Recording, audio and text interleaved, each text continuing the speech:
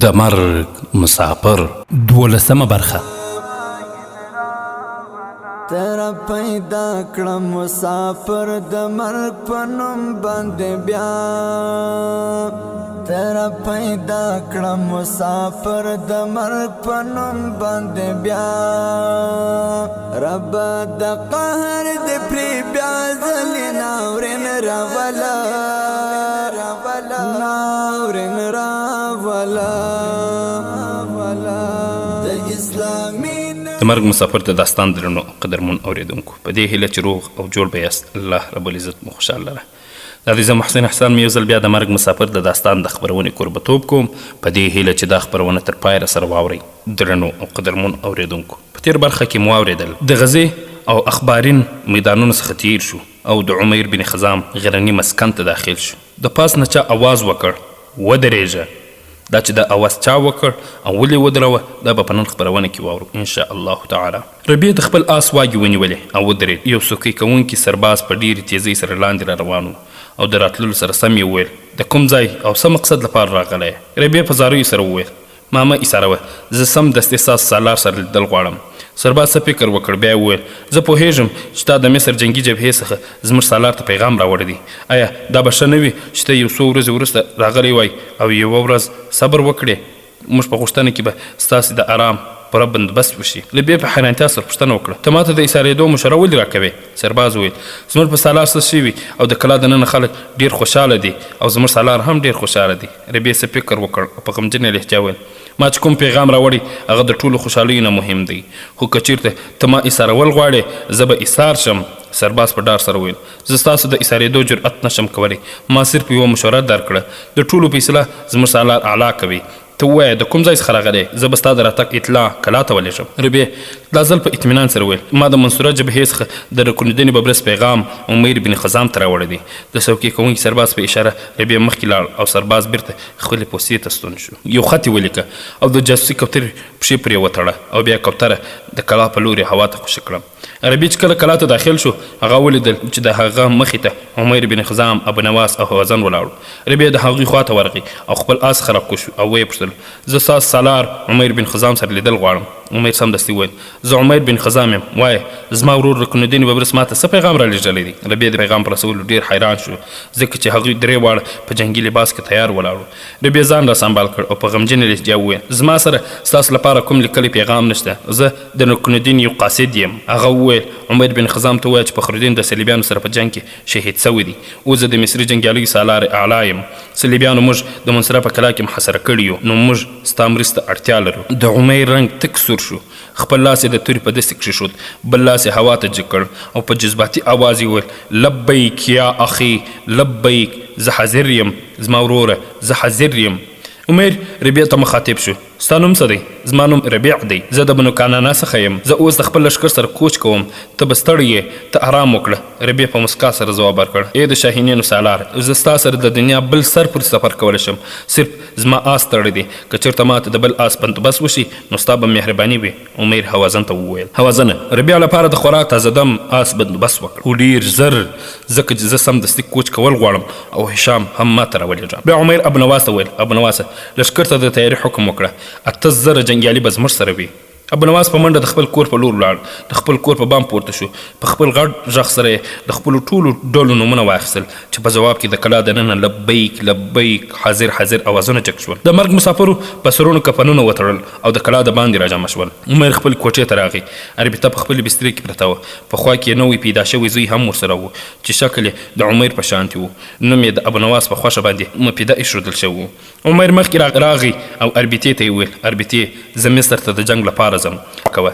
عربیتې په غمجن آواز سره وویل خدای پاک جل جلاله دې په هر میدان کې کامیابه کړه. عمر مخکې راغی، څو ځله یې عربیته او زوی په تندي چپ کړل، بیا بیرته را روان شو. کله چې د خپل کور څخه راووت هشام ورته د کور مخکې ولاړو، هغه سره خوا کې ابو نواس او هوازن هم ولاړو. هغوی ته رانږدې سو. عمر هشام ته وویل هشامه زه به د 8000 جنګیالیو سره کوچ کوم تا سره به د مسکن د حفاظت لپاره 2000 جنګیالي پاتې وي زما څخه وروسته د خپلو جنګیالیو سره هوښیار اوسئ زموږ مغرب خواته د صلیبي کلاګانو مشران شاید د دې نازکې موقع څخه فایده واخلي او په تا حمله وکړي په دې حالات کې ته د جابر او رباح څخه مرسته غوښتی شي عمیر د حوازن او ابو نواس سره د کلانه بهر راغی چیرته چې لښکر تیار ولاړو د لښکر مخې ته شیبان او ربیع ولاړو ربیع په تازه دمه آس باندې سپور عمیر ابو نواس او حزن په خپلو آسونو باندې سپاره شول او د لښکر سره کوچ وکړ لښکر کې دننه د ډولونو اوازونه واورېدل شول لښکر چې کله د جنادین میدان ته راغی ربیع چې د عمیر سره خوا کې را روان و عمیر ته مخاطب شو او وویل ای امیره تاسو کوم لور ته را روان یاستئ عمیر وویل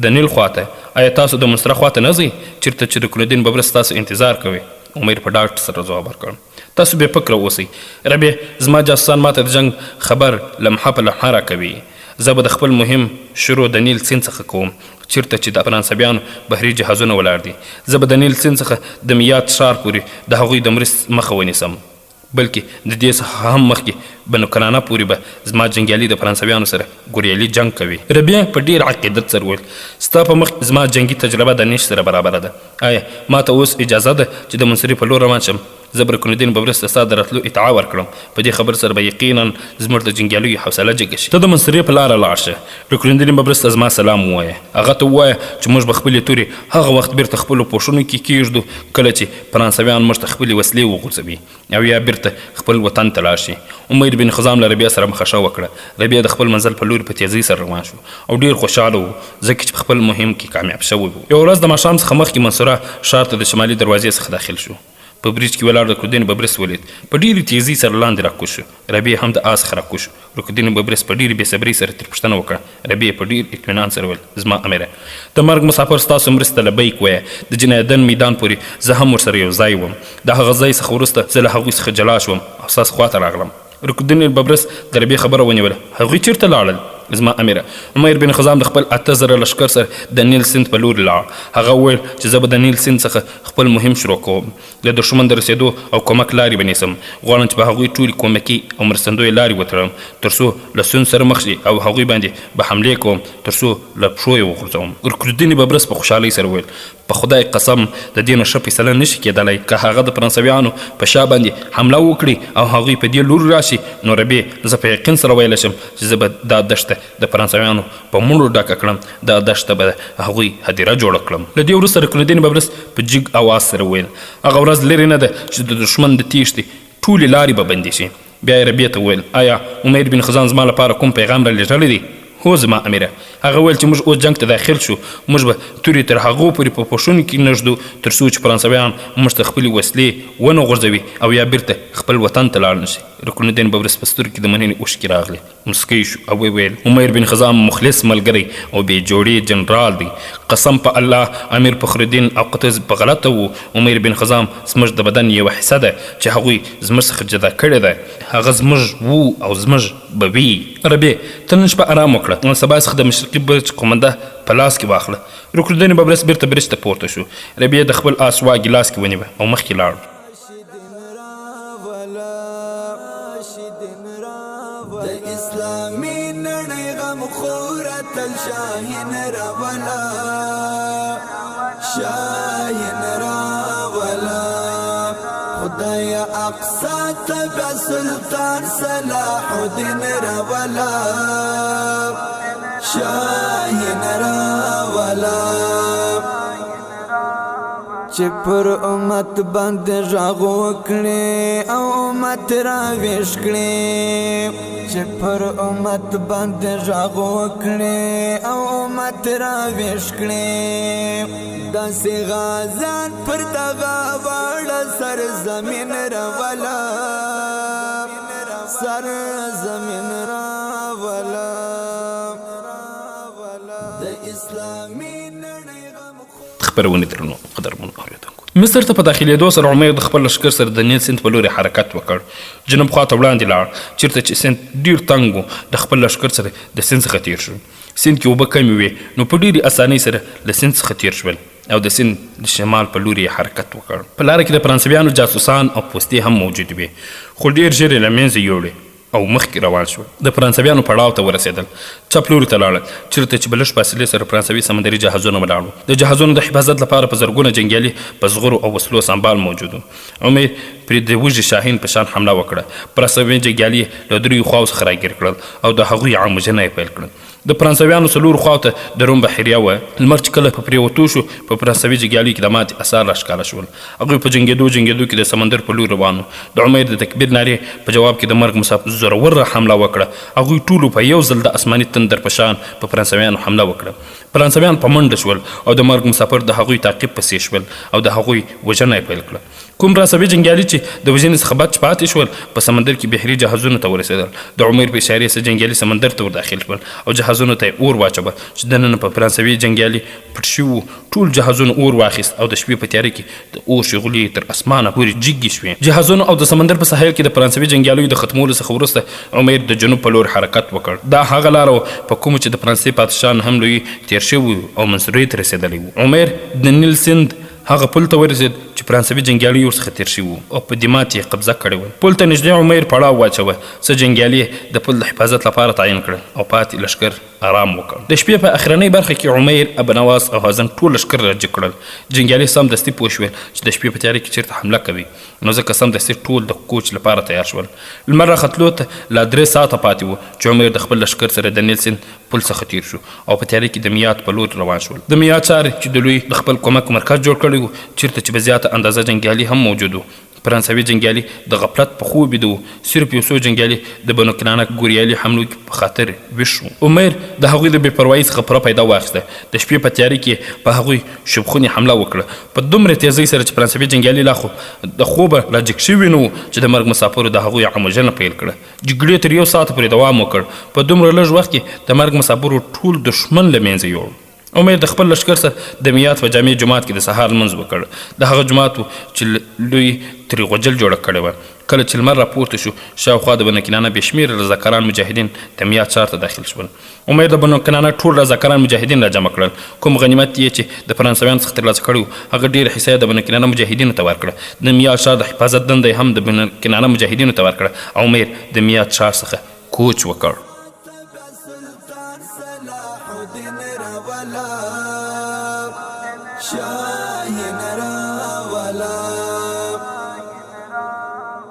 تیرا پیدا کړم مسافر د مرګ په نوم باندې بیا. تیرا پیدا کړم مسافر د مرګ په نوم باندې بیا. رب د قهر د پری بیا ځلې ناورین راولا، ناورین راولا. د اسلامي نړۍ غم خوره تل شاهین راولا، شاهین راولا.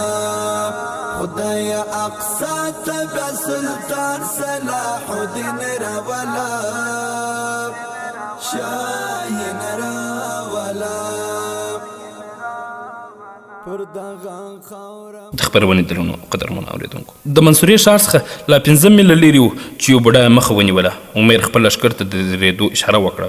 عمر چې کله بوډا ته نږدې سو ودرېد چې ټول لښکر هم ورپسې شاته ودرېد. بوډا مخکې راغی، د عمر د آس رکاب یې ونیو او په ژړغوني اواز یې د عمر نه پوښتنه وکړه. ما اورېدلی دي چې تاسو د صلیبیانو څخه د میات ښار نیولی دی. د خدای پاک جل جلاله لپاره ووایه تاسو څوک یاست او د کوم ځای څخه راغلي یاست؟ عمر د مصري بوډا په اوږه لاس کېښود او په ډېرې نرمۍ او خوښۍ بښونکې لهجه یې وویل، که تاسو چېرته د میات ښار ته تلل غواړئ بېشکه لاړ شئ. د میات ښار اوس د مسلمانانو په لاس کې دی. موږ د مرګ مسافر یو او د یورون سیند غرنۍ سیمې څخه د خپل مصري ورونو د مرستې لپاره راغلي یو. بوډا د عمر په طرف وکتل او په ډېر شفقت سره وویل، خدای جل جلاله دې تاسې په هر میدان کې کامیاب کړي. دې سره بوډا ټیټ شو، غوښتل یې چې په رکاب کې د عمر پښه ښکل کړي. عمر سمدستي خپلې پښې کش کړې او وویل، تاسو د قوم سپین ږیري یاست، زموږ مشر یاست، ستاسو احترام په موږ واجب دی. سپین ږیري خپلې اوښکې پاکې ولې او وویل، زه یو سپین ږیری یم، په جنګ کې برخه نشم اخیستی، خو ستاسو غوندې مجاهدینو ته سلام کوم چا چې په سر باندې کفن تړلی او د الله جل جلاله په لاره کې جهاد کوي. سپین ږیري شاته لاړ او ودرېد. عمر خپل آس ته پونده ورکړه او مخکې لاړ. ماښام کېدونکی و. رکنالدین ببرس برج کې د ربیع سره ولاړ و. په ډېر غور یې د دښت په لوري کتل چېرته چې د شګو غټو غونډیو څخه بغیر هېڅ هم نه ښکاره کېدل. ربیع په لور یې وکتل او په مایوسۍ سره وویل هغه باید تر اوسه پورې راغلی وای. ربیع په خفګان سره وویل زما امیره کېدای شي چې دښمن ته په لاس ورغلی وي. رکنالدین ببرس جټکه وخوړه او وویل نه دا امکان نه لري. هغه زما تر ټولو هوښیار او چالاک جاسوس دی. هغه واده کړی و چې د جمعې تر ماښامه پورې به راځم او د عمر ټول احوال به راوړم. هغه یو مخلص ایماندار او محنتي جاسوس دی. د مرګ پروا نه کوي. د دښمن د میز څخه هم خبرونه راوړي. که چېرته نن رکنالدین ببرس سمدستي خاموشه شو. هغه ولیدل چې لیرې مشرقي خواته ګردونه دي او لمحه په لمحه د مسره کلا په لوري رانږدې کېږي. بیا یو تور رنګه آس سپور ښکاره شو. رکنالدین ببرس په خوشحالۍ سره هغه راغی ربیع هغه راغی. ما درته وویل چې هغه به خپله وعده ضرور پوره کوي. جاسوس چې کله دروازې ته رانږدې سو څوکۍ کوونکي سرباز ورته دروازه خلاصه کړه. خپل آس یې په منډه کړ او مشرقي برج په لور روان شو. رکنالدین ببرس په ډېرې تیزۍ سره د برج څخه لاندې راکوز شو. د جاسوس خواته راغی او ویې څه خبر دې راوړی دی؟ جاسوس د آس څخه کوز شو او ویې ویل امیره ما ډېر حوصله جګونکی خبر راوړی دی. رکنالدین ببرس په بې صبرۍ سره پوښتنه وکړه نو بیا ژر ووایه تا څه ولیدل؟ عمر د خپل لښکر سره په خپل مقصد کې څومره کامیاب شوی دی؟ امیره عمر بن خذاب زموږ د امیدونو څخه ډېر زیات کامیاب شوی دی. موږ چې له عمر څومره تمه او امید درلود عمر له هغه زیاته بریا خپله کړه او د دښمن ملا یې ماته کړې ده. هغه د نیل سیند په غاړه فرانسویانو ته ماتې ورکړې. د هغوی سمندري جهازونه یې ټول وسوځل. د هغه ځای څخه یې کوچ وکړ. شپې یې د نیل سیند پله په غاړه تېره کړه. خپلو جنګیالیو ته یې د څه وخت لپاره آرام وکړ. د شپې اخرنۍ حصه یې بیا کوچ وکړ. په صلیبیانو یې حمله وکړه او ټول صلیبي جنګیالي یې له منځه یوړل. کله چې د اخري ځل لپاره ما عمر ولید هغه د میات په جامع جومات کې لمونځ کاوه. د هغه څخه وروسته د خپل لښکر سره د مصره په لور را روان و.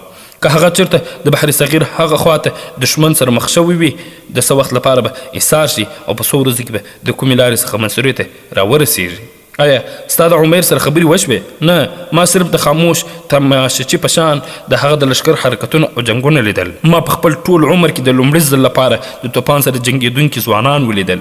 ما د عمر او د هغه د جنګیالیو په مخونو کې څه عجیب غوندې مسکا ولیده چې د جنګ په دوران کې هم له ورایه ښکاره کېدله. هغوی بیخي بل ډول دی د مرګ مسافر دي. رکنالدین ببرس په لوړ عزم سره وویل چې ما د عمر او د هغه د لښکر څخه کوم توقعات درلودل هغوی له هغې څخه ډېر په خپل مقصد کې کامیاب شوي دي. اوس به زه سبا سهار په خلاص میدان کې د دښمن سره مقابله کوم. رکنالدین ببرس بیرته برج ته پورته شو. جنګیالیو ته یې لازم هدایات وکړل او جاسوس د ښار په لور روان شو. په سبا ورځ د ښار مشرقي دروازه خلاصه شوه. رکنالدین ببرس د خپل لښکر سره ووت. په خلاص میدان کې تر ماښام پورې صلیبیانو سره جګړه وشوه. کله چې لمر ولوېد رکنالدین ببرس بیرته د خپل لښکر سره ښار ته ننوت. په 1250 عیسوي کال کې د فروری میاشت په 29 تاریخ د مصر نوی حکمران تورانشاه د قاهرې څخه تازه دم لښکر سره منصورې ته راورسېد او مسلمانانو ته کافي مرسته راورسېدله. د اپریل په 3 تاریخ رکنالدین ببرس یو ځل بیا د ښار دروازه خلاصه کړه. تر ماښامه جګړه وشوه او رکنالدین ببرس د لمر لوېدو سره سم بیرته ښار ته ننوت. شاید هغه غوښتل چې د دې سره د دښمن طاقت کمزوري کړي. دا ځل جنګ کولو نه وروسته رکنالدین ببرس د جاسوس په ذریعه عمر ته پیغام واستاوه چې هغه د بحر صغیر د پل څخه راتېر شوی و او د منصوري دښتې ته داخل شوی و. په لحاظه د اپریل په 5 تاریخ په صلیبیانو سره اخري او فیصله کوونکی جنګ وي. د عمر جواب پر رسېدو سره رکنالدین ببرس د جنګ تیاریانې شروع کړې. جنګیالیو ته یې د آرام مشوره ورکړه او په خپله د جنګي وسلو په جمع کول مصروف شو. د اپریل په 4مه شپه د هغه ورونه الفانوس او کاون او انجو او جنرالانو په تیرو شوو جنګونو کې بحث کولو چې د یوه جاسوس د راتلو خبر وشو. لوی هغه سمدستي راغوښت. لږ وروسته یو صلیبي جاسوس د لوی خیمې ته داخل شو. ژر یې د مسلمانانو په شان و. د عربو په شان یې جامې اغوستې وې. لوی ته رانږدې سو او په خفګان سره یې وویل زه په افسوس سره وایم چې ما داسې کوم ښه خبر نه دی راوړی. لوی په فکرمنې لهجې سره وویل آیا مسلمانانو ته کوم غټ کومک رارسېدلی دی؟ جاسوس سر ټیټ کړ او وویل کوم لښکر چې ما لیدلی دی هغه کومک نشي کېدلی. هغوی صرف 8 دي خو داسې لښکر دی چې د مرګ په وخت کې هم خندا کوي. هغوی زموږ د ساحل ټول جنګیالي له تیغه تیر کړل. ټول سمندري جهازونه ته اور واچوه. صرف په 100 ساعتونو کې هغه څخه وروسته د میاد په لور حرکت وکړ. میاد ښار یې فتح کړ او بحر صغیر څخه راتېر شول. اوس په شمال دښته کې چېرته پټ دي. ما هغوی ډېر ولټول خو پیدا مې نه کړل. مسلمانان هغوی د مرګ مسافر په نوم پیژني. لوی سر ټیټ کړ. څه فکر یې کولو. د هغه ورور افسانو سمدستي یې وړاندیز وکړ او وویل موږ باید سمدستي لاړ شو او د میاں چار باید د دوهم ځل لپاره ونیسو او هغه باید بیا د خپلې مرستې او کومک مرکز جوړ او د میاں فتح کولو څخه وروسته به بیرته دلته جنګ شروع کړ. لوی په فکرمندلي لهجه سره وویل د دې ځای څخه په شا تلل ډېر غټ حماقت دی. که چېرته موږ د دې ځای څخه د میاں په لور حرکت وکړ رکنالدین ببرس به زموږ تعقیب پسې د مصره له ښار څخه راووځي. هغه یو زړور جنرال دی، هغه د جنګ په ټولو اصولو پوهیږي. د لوی دوهم ورور کاونټ اف انجولا وویل که چېرته سبا مسلمانان د ښار څخه راووځي موږ باید هغوی سره فیصله کوونکي جنګ وکړو او که په کلا کې پاتې شي نو موږ باید د قاهرې په لوري حرکت وکړو. په دې صورت کې به رکنالدین ببرس د مصره ښار څخه راووځي او موږ سره به په خلاص میدان کې جنګ کولو باندې مجبور شي چې دا کار زموږ لپاره پیدامند دی. لوی مسکی شو، شاید دا وړاندیز یې خوښ شوی وي. هغه دواړو وروڼو ته د فیصلې کوونکي جنګ د تیاري حکم وکړ او بیا ټول یو ځای د خیمې څخه د باندې راووتل. رکنالدین ببرس بار بار د مشرق په لوري کتل. هغه د عمر د راتلو انتظار کاوه خو تر اوسه پورې نه و راغلی. د صلیبي لښکر یو رضاکار چې د اوسپنې په شان مضبوط او ښه د جګ قد خاوند میدان ته راغی. په تیز لمر کې توره ډال او د سر اوسپنیزه خولۍ ځلېده. قرار په ډیر کبر سره د میدان منځ ته راغی او د مسلمانانو طرف ته په لوړ غږ د مقابلې بلنه ورکړه. د بنو کنانه قبیلې یو مجاهد مقابلې ته راغی. د بنو کنانه قبیلې مجاهد په شروع کې په صلیبي باندې غالب شو خو ډیر ژر ستړی شو. صلیبي همدې وخت کې خپلو حملو کې تیزوالی راوړ. بیا یې یوه توره په حیرانوونکي انداز راتاو کړه او د بنو کنانه قبیلې مجاهد سر یې له تنې څخه جلا کړ او بیا د مسلمانانو په طرف په لوړ غږ د مقابلې بلنه ورکړه. دا ځل یې د مقابلې لپاره یو ترکی مجاهد راغی خو صلیبي په لومړي حملو کې د هغه توره ماته کړه. بیا یې ترکي مجاهد په خپلو دواړو لاسونو کې ونیوه، هوا ته یې جګ کړ او ځمکې ته یې راخوشه کړ. صلیبي د ترکي مجاهد بدن دوه ټوټې کړ. په دې سره صلیبي لښکر کې جوش او خروش پیدا سو. ډولونو زور واخیست او په لوړ غږ وغږول شول. د دریم ځل لپاره د مسلمانانو په لوري په لوړ غږ د مقابلې بلنه ورکړه. د مرګ مسافر د داستان درنو قدرمنو اوریدونکو، دا چې د دریم ځل لپاره کوم مجاهد وروت دا به په راتلونکي خپرونه کې واورو ان شاء الله تعالی. د خپرونه ما محسن احسان چمتو او تاسو ته وړاندې کړه. دربیش تاسو په درنو حضور کې راحاضرېږو. تاسو ټول په لوی الله جل جلاله سپارو. السلام علیکم ورحمة الله وبرکاته. سلطان صلاح الدین راولا شاهین راولا محسن احسان سترګي پلارا لمدو ولاړم. محسن احسان سترګي پلارا لمدو ولاړم. د پاکونکي